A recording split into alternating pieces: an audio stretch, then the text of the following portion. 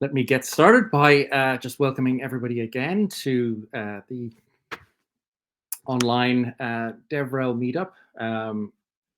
As usual, we want to thank our sponsors, Contentful and PlantQuest. It's really good to have companies that understand the importance of developer relations and investing in it and supporting communities. It's really great to see. Especially in these slightly difficult times for our particular little industry. One of the other reasons we make this virtual is to be as inclusive as possible.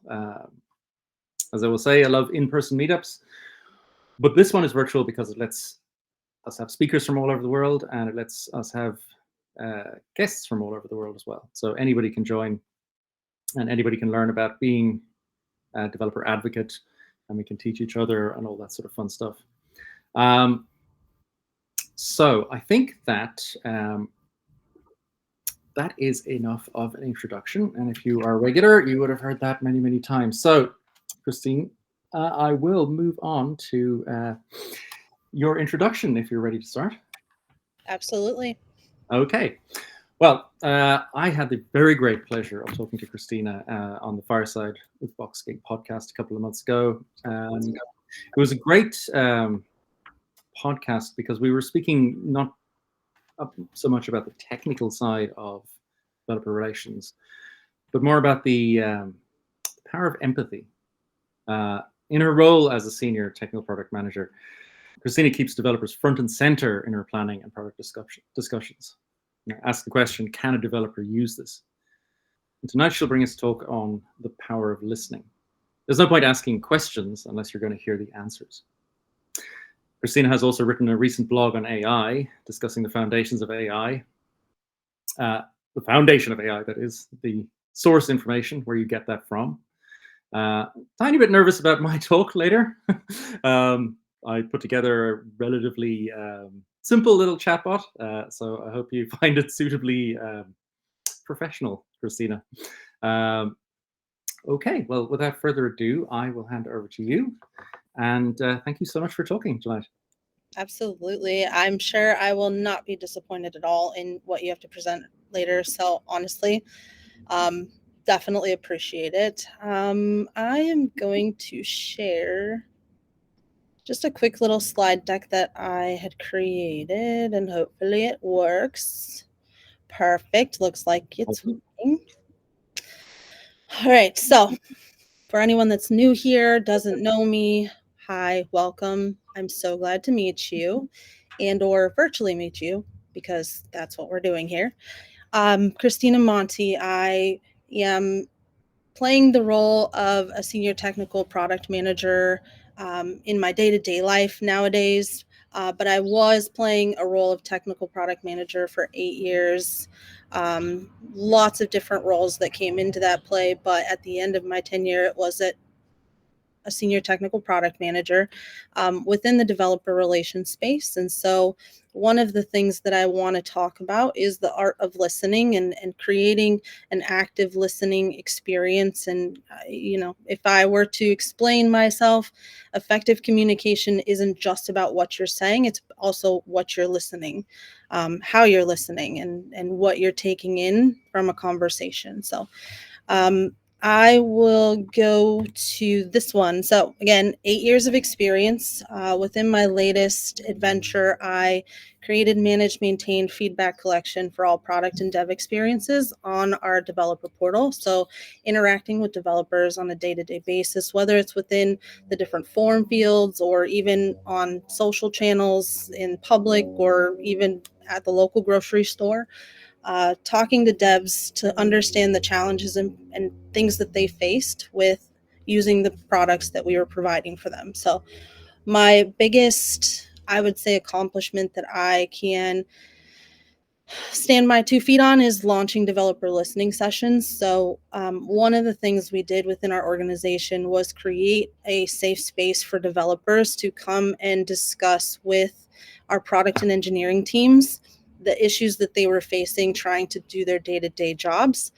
And that was what we were enabling them to do with our product offering. And so it was a session that was held whenever we had a developer who was very frustrated or had a lot of pain within our experience. And we would invite all the way up to our CTO and anyone that wanted to listen into the developer experience and understand, listen to the challenges that they faced.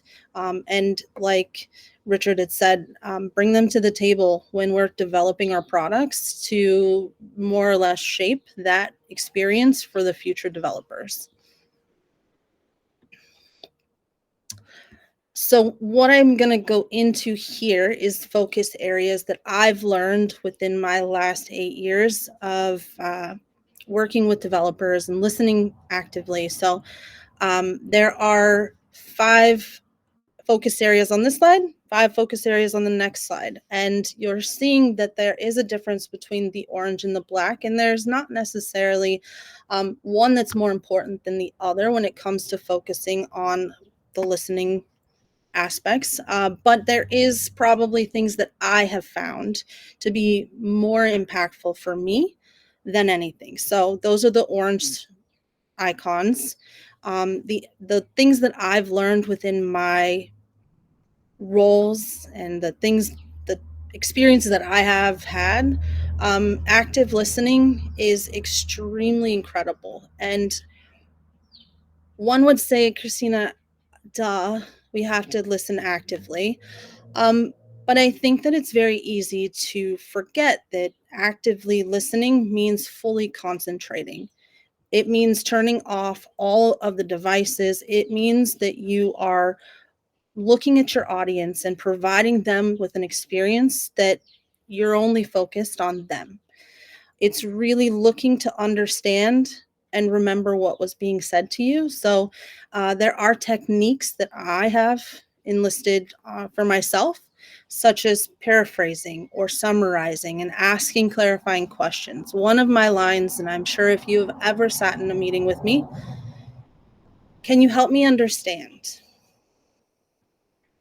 If you're asking, can you help me understand, you're alternatively being kind of vulnerable, meaning you're saying, I am not really there. I'm not fully getting it. Can you help me understand? But it creates this dialogue between you and the other that you're asking clarifying questions. I'm actively listening, and there's nothing else taking my attention at this time. Now, I will say, if you're asking questions like, can you say that again? Can you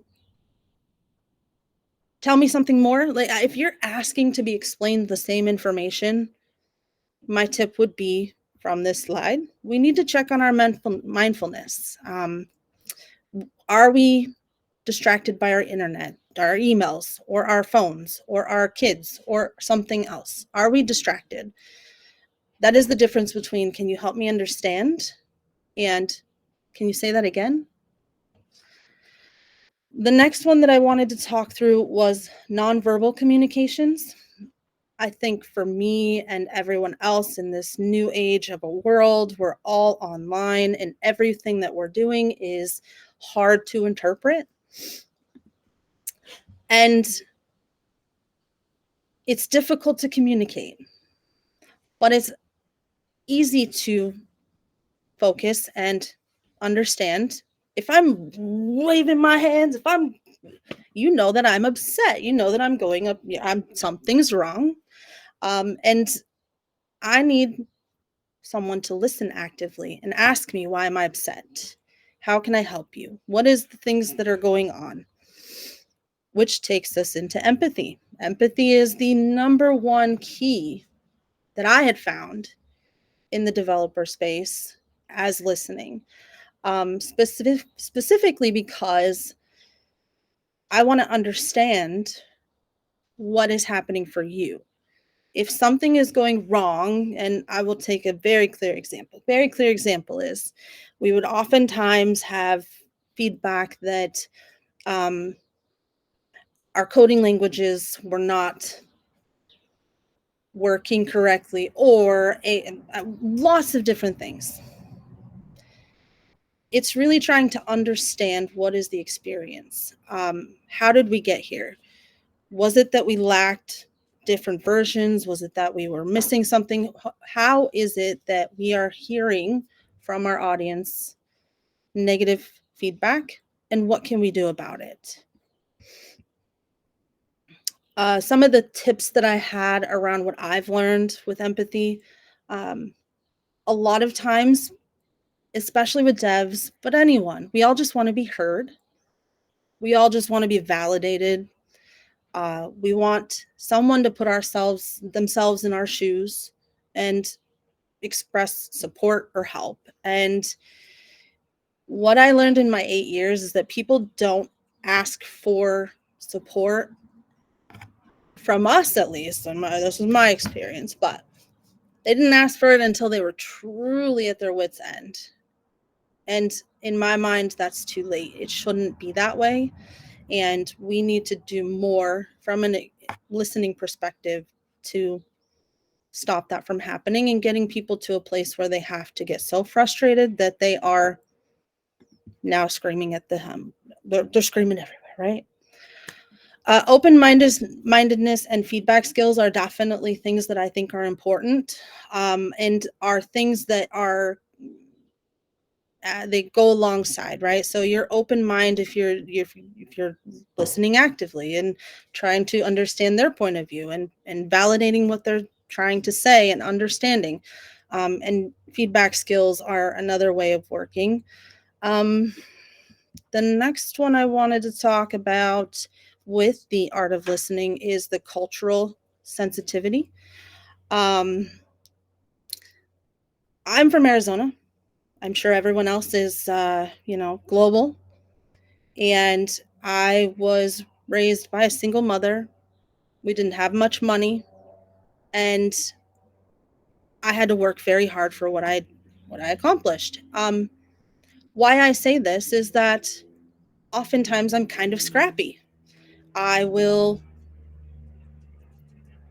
do things to the extent that I need because I'm scrappy. I get things done because I had a mother who taught me that you do what you can with what you have, and you still try to accomplish what it is you're trying to accomplish. Now, I would hope that someone would ask me that, but I also hope that someone wouldn't judge me based off of that.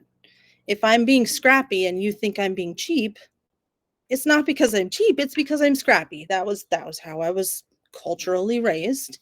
And cultural comes in many different aspects where we can talk about religion and all of the things, but it's really the sensitivity to the person on the other end is a human being, and they aren't you, and you aren't them.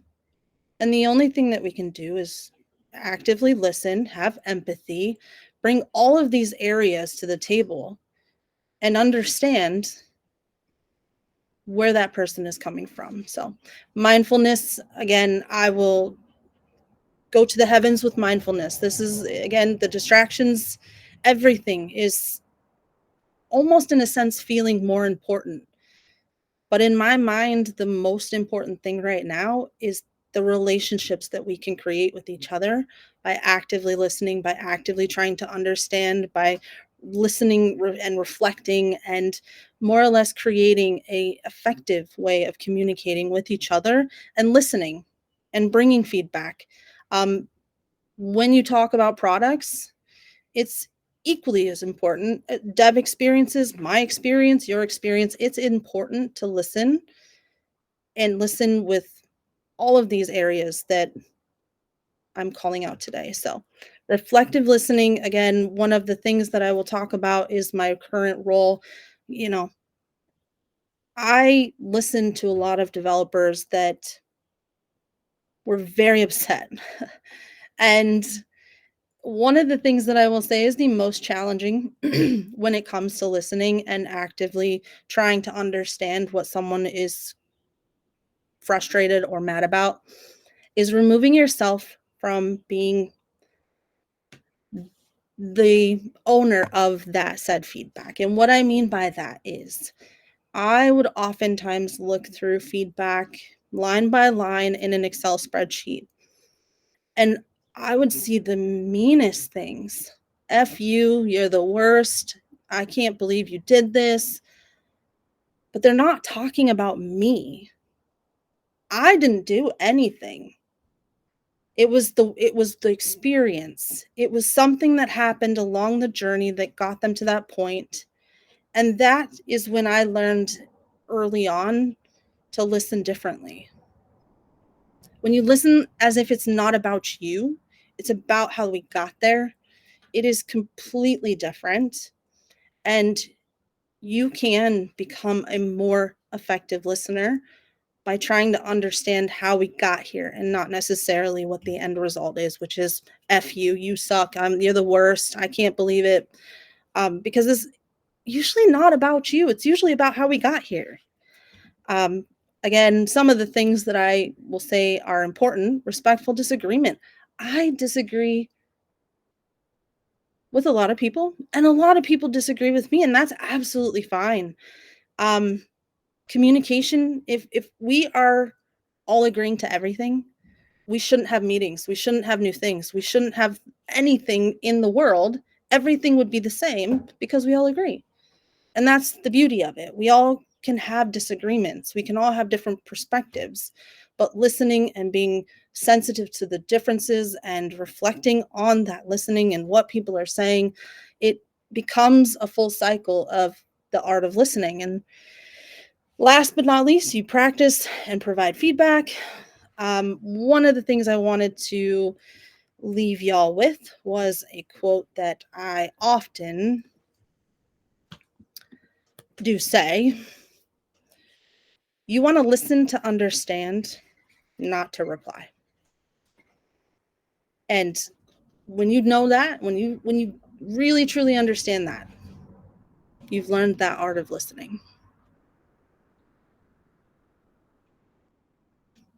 With that, Richard, I think that I've taken, I hope, my 15 minutes, but anybody has any questions, concerns, anything, you could find me wherever. Christina, thank you so much. A true professional, you actually stuck to your time. I'm gonna have to try to do that myself. This is developer relations professionalism. Marvelous, thank you so much. It's we talk to so many different people through the podcast and have speakers on this meetup, and then clients that we work with and all that sort of stuff. You'd be surprised how many behind-the-scenes conversations are about minimizing the investment in developer support, as opposed to taking the empathic approach that you're advocating here, which is just listen for flip's sake, right? One question I had for you. Sorry, go ahead. Richard, I was going to say, listening's free. Nobody has to do anything. It's free. You just have. And it always comes down to the amount of times I've had a conversation with a guest. A lot of these things, we talk about them, they have to come from the top of the organization. One thought that did occur to me, and Sinead, this would resonate with Sinead because we both worked in all sorts of different organizations, but there's a challenge around safety in some organizations where asking for help in particular is an extremely dangerous thing to do. And I don't know any solution other than the leadership has to begin with empathy.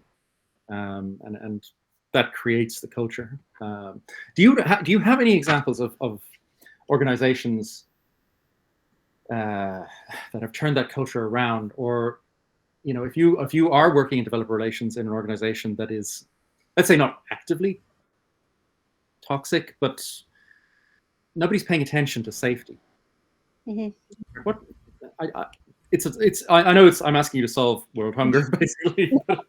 It just seems like it has to come from the top, or it doesn't work at all. But how can we be professional about it?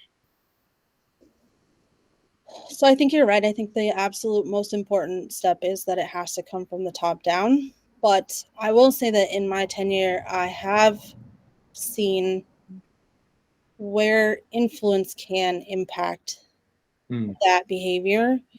And I will say, me personally, I've seen in different organizations, specifically like engineering, like technical support, where they have created that culture where you can't ask a question, otherwise you call yourself a senior, you call yourself a engineer, and I don't necessarily like it. I don't think that's fair, especially again because of the fact that we have no idea what journey that person has gone through. Did they go to a less than Harvard law? Like, did they go to a different school? Do they? I mean, there's so many assumptions that are just being made that you're just like me, and you should know the answer to this question. Honestly, I will say I played the dumb person in the room every day, all day, and I own it.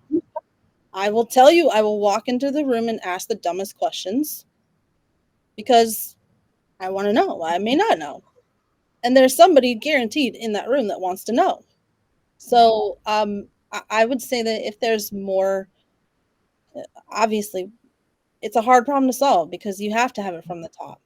But you can have influence where people can showcase the good behavior and ask the stupid questions. You just, for anyone that is that person, I'll just say be brave, own it. I'll own it. I walk into the room and I say I'm asking a dumb question. And I will tell you 9 times out of 10 towards the end of my tenure, every engineer was like, that's not a dumb question. That's not a don't nope, Christina, you never ask dumb questions. So at some point you do change the culture. It's a tough battle though. Battle. It's such a it's such a pervasive problem. I often find with engineers that I've hired over the years that you have to undo all of the layers of protection they've built around themselves. And you mentioned it actually, Sinead, in your comments. Getting people to ask questions early is people don't believe you almost that they're not going to get in trouble. It's a sad fact about our industry, something we need to do a lot more about. Sinead, welcome. You made it home safely. Yeah, awesome stuff. I was late, but I got to have my chat with Christina yesterday and really enjoyed it. So I knew that you could handle the start without me. But Richard, I think from listening actively to Christina, it isn't just tech. I think a lot of people kind of like even imposter syndrome in that people are afraid to ask questions. But what I can't understand is why. Because particularly in tech, I think it's the most valid place to ask questions because things change so quickly and there's always something new. So no one can know everything that there is in tech. So, it's the responsible thing to do is to be clear. So I love asking questions as well, Christina. Absolutely love it. And I'm also very happy to play the dumb person in the room and ask the questions. And you're right, I am never the only person that has the only question. People, they have the same questions. Yeah. But thank you, Christina. I loved every minute of it. Absolutely. Very, very inspiring. I have to say, it's fun to see the contrast in the weather backgrounds we have here. Dark and miserable. Oh, And look at that. I suspect you're outside in lovely sunshine. So jealous. In Arizona right now, it is like 70-ish. So for anyone listening or watching, always come to Arizona like January to March, around those time frames because it's just the perfect weather. Yeah. I'm gonna make it one day. We have a question from Rena, and it's an interesting one actually. So, is it like writing this listening skill? Is it like riding a bicycle? Once you learn it, does it become second nature, or is it something that you need to be sort of intentional about all the time? I think that's an amazing question, and you have to continuously practice. And I would say if I were to give advice to anyone, it's really looking at the different ways I've described it and focusing on one.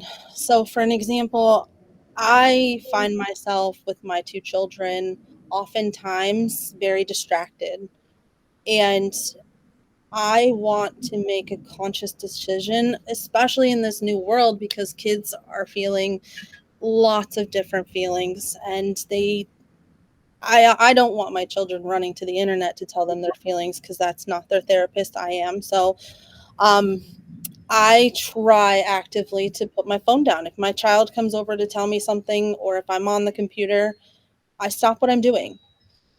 Especially nowadays with family, because there's a reason they came at that time, right? Mm. I will say there is that healthy balance within the work organization. If someone came to me and said something, you have to have work-life balance. And I will say actively listening is important, and practicing things like distractions um, is different than at home for me, because I can't be distracted at work during a meeting if we're doing a whiteboarding session by a message, right? There are the healthy boundaries. And one could say you could do that at home too. Absolutely. I will. There, just like Baskin Robbins 31 flavors, you do what you need to do for your life to be what's the word I'm looking for? I don't, whatever you want it to be. I don't know. There's a word I'm looking for, but I can't find it. Balance. There was one other question I had, which resonated with me as an open source maintainer. Dealing with angry feedback, you know, and if somebody's using an API and it goes wrong, especially if it's you know, something that's their boss gets angry with them about, then they're going to take it out on you. I thought it was really interesting to share those experiences and how you end up dealing with them. It doesn't mean that emotional labor isn't extremely difficult. From the open source maintainer perspective, you know, we hear lots of stories. People get completely burnt out trying to answer every GitHub issue. And it's something I've struggled with myself, because one person just doesn't scale. And I mean, I think what I took away from your talk was there's a skill around listening, but also just starting from the position of listening, and that it's not yourself. And again, I suppose the question is, it's easy to intellectualize that. How do you internalize it? How do you make that? How do you make it real emotionally? That seems tough. The only expectation that I put on myself, I will say, all of our feelings of failure come from expectations that we're putting on ourselves. The only expectation that I put on myself is to listen. Yeah. Right? And change what the future is. So if I'm not going to listen, then of course I feel like a failure. I will also say, again, to the healthy boundaries, you have to be honest and real about what you can and can't provide, right? So I oftentimes would advise in our open source channels, if you can't answer questions, don't have the ability to ask questions. Just because the world believes that we have to have a discussion forum doesn't mean that it has to happen. You are doing more harm than anything, because you can't keep up, and there's nothing wrong with that. Like, we all need to have our healthy boundaries. It's okay, but you have to accept it. You have to, you know, maybe it is just a short term, maybe it becomes a long term, but accepting it and putting those expectations, what can you do that will not make you feel like a failure? And just because the world believes that it should have a discussion center or a PR, like, doesn't mean it has to happen. Yeah, the weight of expectations is it weighs heavily, right? Because there's a very different ability if you are in your early 20s and you've written a small library and you can spend all weekend on forums, versus someone who has a family and kids, and yeah, and you should feel okay about setting those boundaries. I think that's a very, very positive observation. Christina, thank you so much.